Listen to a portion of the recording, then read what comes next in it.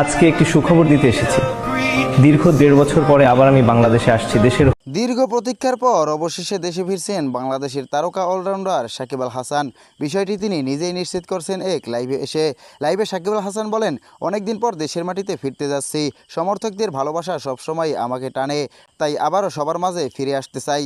তিনি আরও জানান, তার লক্ষ্য এখন নিজের ফিটনেস ও প্রস্তুতিকে আরও ভালো করা, যাতে দেশের হয়ে আবারও সেরাটা দিতে পারেন। সাকিব বলেন, আমি সবসময় চেষ্টা করছি দেশের জন্য ভালো কিছু করতে। সামনে সুযোগ পেলে আবারও দেশের জার্সিতে খেলতে চাই। তার এই ঘোষণার পর ভক্তদের মধ্যে দারুণ উচ্ছ্বাস দেখা গেছে। সামাজিক যোগাযোগ মাধ্যমে অনেকেই তাকে স্বাগত জানিয়ে পোস্ট করছেন এবং মাঠে ফেরার অপেক্ষা প্রকাশ করছেন। ক্রিকেট বিশ্লেষকদের মতে সাকিব আল হাসানের মতো অভিজ্ঞ খেলোয়াড়ের উপস্থিতি দলের জন্য বড় শক্তি হয়ে উঠতে পারে। সব মিলিয়ে দেশের ক্রিকেটে নতুন আশার বার্তা নিয়ে ফিরছেন সাকিব আল হাসান। এখন দেখার বিষয় খুব শিগগিরই তাকে আবার মাঠে দেখা যায় কিনা। প্রিয় দর্শক, আপনি কি সাকিব আল হাসানকে আবারও জাতীয় দলে দেখতে চান? কমেন্ট করে জানিয়ে দিন আমাদের কমেন্ট বক্সে।